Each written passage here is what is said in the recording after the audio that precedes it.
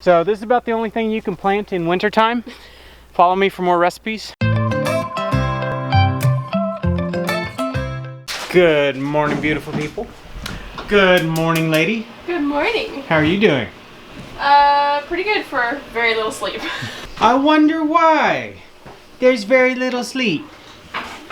We're surviving. So we like to take a lot of time off around the holidays. Yeah. There's not a lot of videos made. We did one video for December. Yeah. But we really, that's our family time. That's our time we like to just like sit and just Enjoy each other. Yeah. So that's what we did. It is the new year. It's January. Hope everybody had a good Christmas. Hope everybody had a good New Year's. Here's to 2021 being a good year. You know, we subscribe to the make your own luck. Yes. So that's kind of our mantra. So get this thing rolling again. I'm gonna go out here. I got chickens to move. Cool. It wasn't too cold last night. I think it only got down to 31, so it's not too frosty. bad. It's frosty. Not too bad. Not like in the teens like we've had. Yeah. That's cold. All right, you two want to come help? All right, let's go. All right. Gonna let that thing warm up. That was a very cold start. It's a pretty cold morning. So let me grab the feed and I can start taking down the net and stuff like that. We're gonna go down to one net. Since I don't have the turkeys in here anymore, I can give them a smaller run. What I've been doing is giving the chickens a double run, a double net, so they have a little bit more room. And I had the turkeys in here with them. They're a lot bigger than the chickens, and so they need a little bit more room. But I've also, the reason I've left them here so long is I'm using the chickens to prep a garden bed. Basically, I'm concentrating the manure load in one spot, so when it comes time to start growing here again in the spring, we will have a little bit of a head start with the nitrogen that's left by the chicken manure.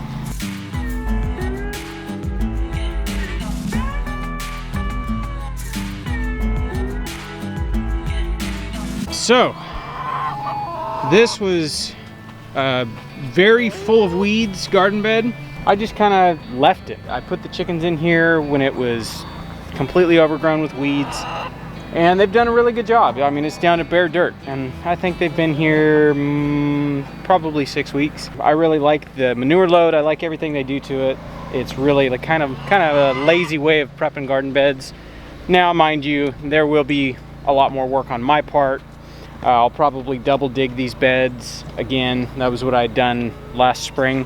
Double digging is where you take the first 12 inches of topsoil off and then dig down another foot.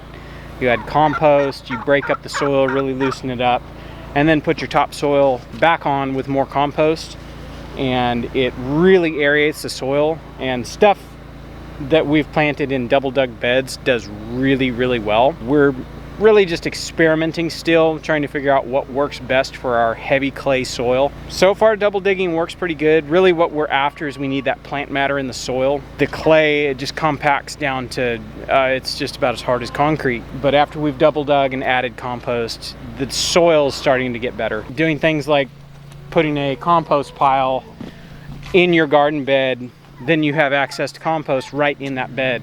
So I'll probably build another compost pile down there where we're moving them, but compost kind of moves slow in the wintertime.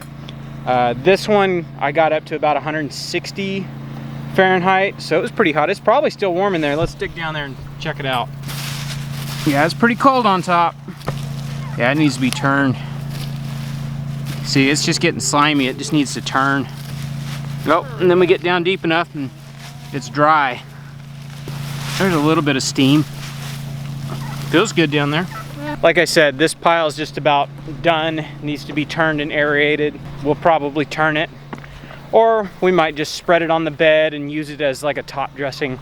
It's not really a big deal. All right, I'm gonna grab this lawnmower. I saw I had a flat tire. I'll get that aired up and then we'll get going.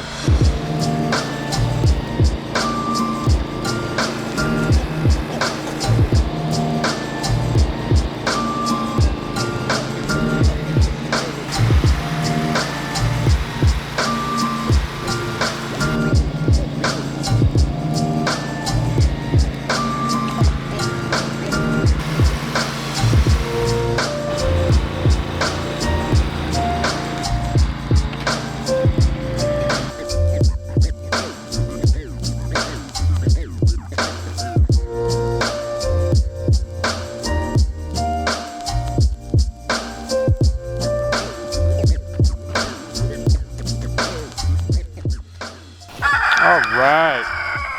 Man, I'm rusty. Oh, let's call a spade a spade. I've been lazy with my chicken moving.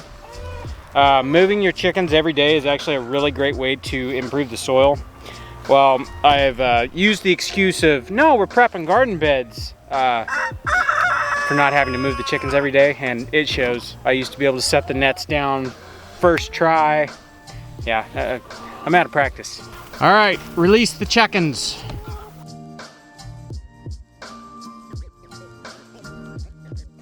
Happy chickens.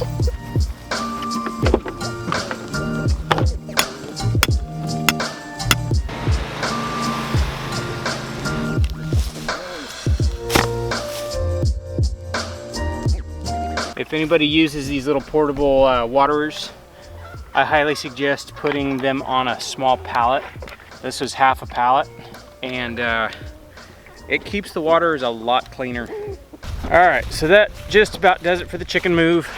Nothing better than happy chickens on grass. The reason this grass is so long around here is we had, I think they're called Cherokee tan pumpkins, and they sprawled everywhere. I mean, they covered this entire area. And so I couldn't mow. I didn't want to mow because like I got too close to one area. I thought it was just grass. I'd walked through it and I mowed a couple pumpkins. So it was just like, all right, I'll just leave it. Well, seeing the grass, there's a lot of stuff in here like fescue and who knows what. I'm not a grass guy, but it's real cold hardy, and it's actually survived through some of the really hard freezes we've had. And it's doing great. So that's encouraging to me because it's like, hey, that means we could like keep green grass through the winter time. Haven't mowed it, just left it. I've been curious. We have talked about getting some sort of dairy animal, be it goats. I think we could do a dairy cow, but it would be crazy hard having to rotate a cow so intensively, multiple moves a day. Like, it would be really rough. I think we could do it, but right now it's just like, it's the last thing I need to worry about right now. So we have the mobile shocker, a little solar energizer. They work all right, but what I've had really good luck with is I have started to run hot wire from a great big energizer we have up there in the shed, and I've started running hot wire everywhere that I usually rotate animals, and then all I have to do is run a jumper from the hot wire to the fence, and it keeps these fences hitting so hot. So usually that's what we run at night.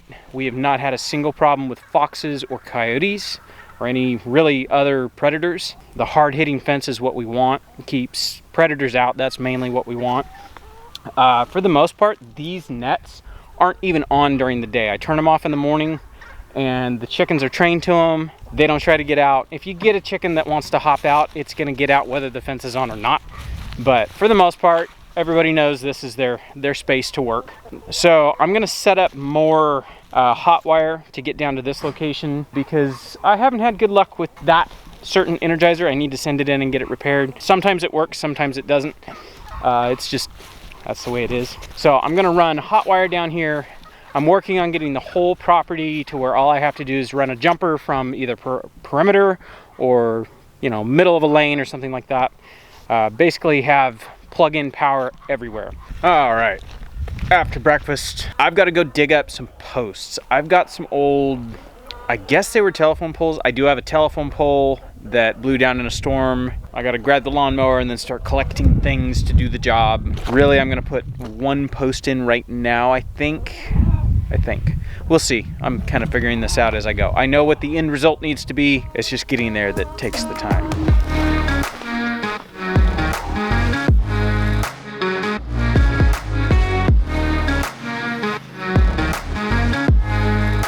All right, down here in this mess around the barn, buried in this, what once was a giant garbage pile and now it's just a small garbage pile, I've got a couple big timbers that I saved. I don't know if they're big enough. You can kind of see them. Might be big enough for something. That was like an old gate post. Yeah, you know what? They're not as tall as I thought they were. One might work. Let me grab a tape measure.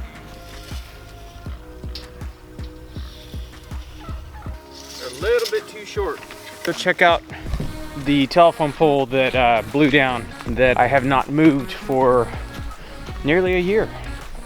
You know what? I'm gonna grab a chainsaw while I'm down here. Yeah.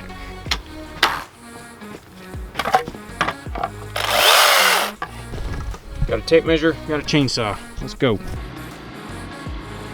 This is over here by the farmhouse. This used to be the pole that supplied power. We can't get it put back up because the power company was like, nope, you can't put it back up without a permit, an inspection, all that. And it's like, well, it had power when we got here.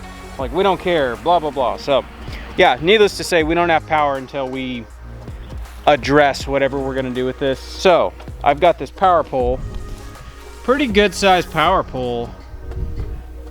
Probably, I don't know, 15 feet. I might be able to get 2 posts out of that.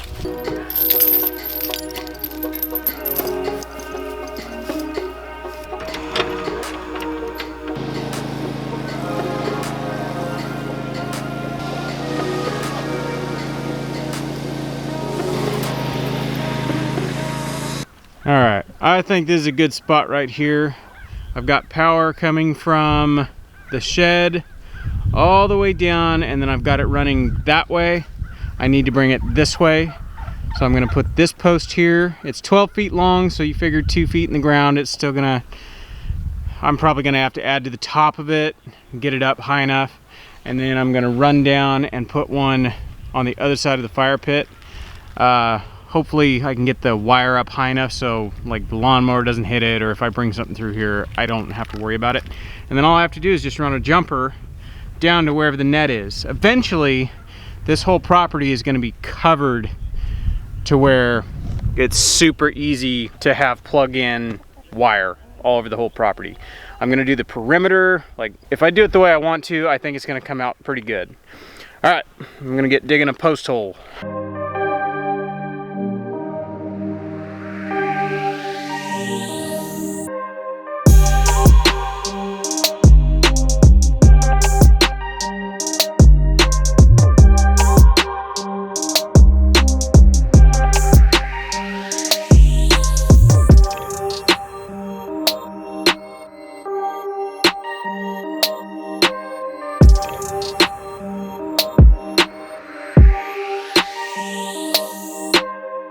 All right, that's plenty high. I can put my insulator right on the top.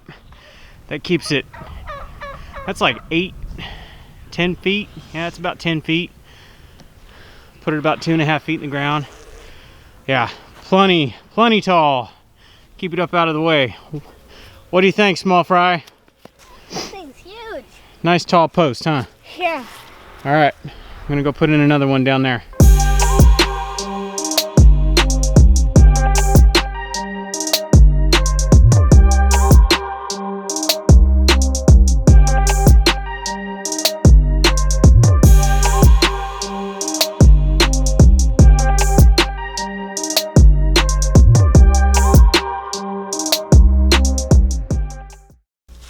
Our monoliths are going in.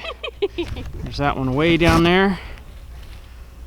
So it'll go from that post to that post and all the way to this post. What do you think? I think it's awesome.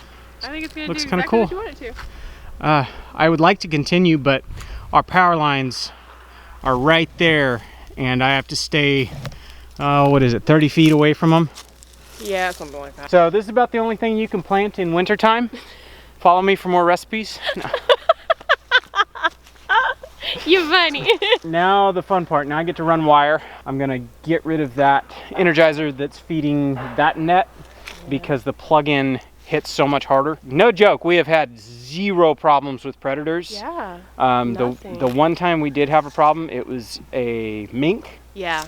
And the fence was dead. And the fence was dead. So I think we'll be sitting pretty good once we get electrified. Now I will say those are wonderful when the power goes out. Just in time. Thanks for bringing that up. Here, bring it over here. That's good. That's good.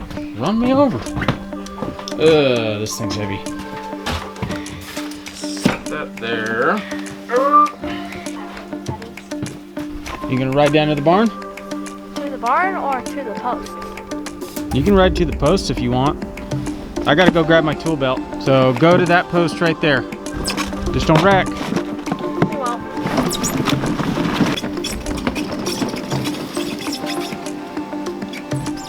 Scoot, scoot. Pros. I have had so many projects down here I haven't finished. This is what I've been working with. I have a project that I'm going to share with all of you, but it's kind of a secret because who it's for and what I'm making. Yeah, I've already said too much. You guys will see.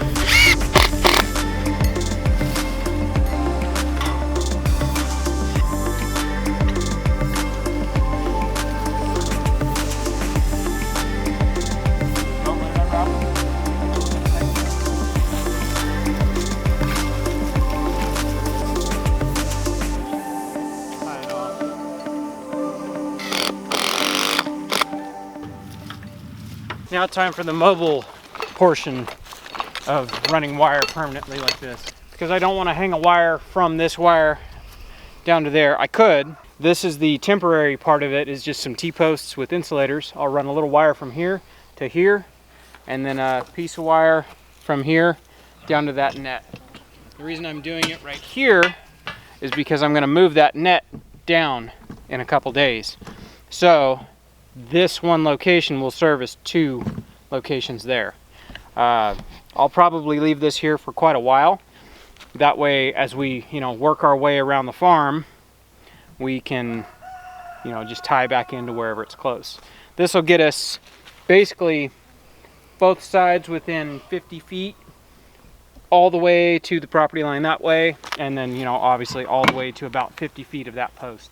So this is working pretty good.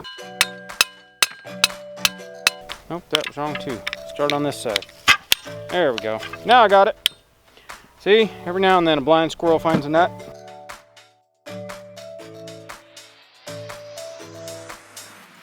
So I don't want this to pull down like at all.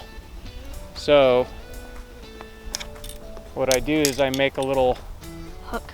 Like a rigid hook. I double the wire.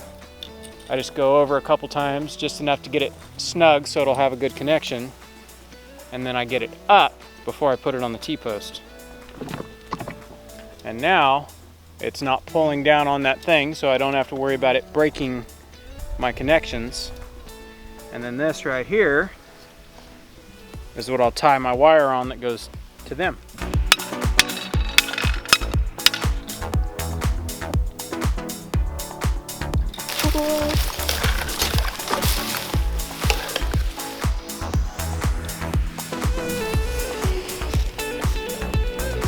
And just like that, we have electric fence. Let me go plug it in, we'll test it out. It's plugged in. Means we got a net that's not all the way off the ground. Okay, we got 4 right there. Oh, it is touching. Okay, fix it right now. Yep, not touching now. Yeah, it didn't change a thing. It's still hitting at 4. 4. So if I go around and I get this, see how a lot of it's touching grass? Yeah. If I tighten up the net and get it to where it's not touching grass, it'll improve. And then the net up there is also being powered. That one's on the ground too. But we're in business. Oh, I see where we're touching a tree. Okay, now we're off of it. Oh yeah, that's 4. Sweet. Oh, well, it works. There's a little, fence tightening I gotta do, but it works. Like proof of concept. This and many projects to come. This year we plan on really doing infrastructure on this property. We have a lot of fences, a lot of borders, a lot of things that we have to build up to keep the animals from just being able to wander off. I actually, something about going vertical and getting stuff way up. Meg came out and she's like, ooh, I kind of like seeing stuff up so high. This gives me ideas, and it's like, oh yeah, once we start working on our outdoor living space, we're gonna keep the fire pit where it's at. We're gonna upgrade it and make something cool looking, and then eventually I want to build some sort of like a pergola structure, but make it to where we can have a fire underneath cover, so we could be out in a rainstorm having a bonfire, something like that. You know, all the grand ideas you have when you're sitting drinking a cup of coffee in the morning, planning stuff. You know, we talk about, well, how do we want to do this? Where do we want to do that? And I was like, you have to sit in the morning when you wake up, and you have to stare at what you're working on, and you have to think about it. And the more you do that, the more it starts coming to you. It's like, yeah, we're gonna do that, we're gonna do this. I like to say that's what I do when I'm drinking my coffee in the morning. I sit and stare at problems and figure out what I'm gonna do about them. So that's gonna do it for today. I think me and the boys are gonna get in the barn and finish making some Damascus. What do you guys think? Oh yes. Yeah? I'd love to. All right, that'll do it for us for the day. Catch you guys on the next one.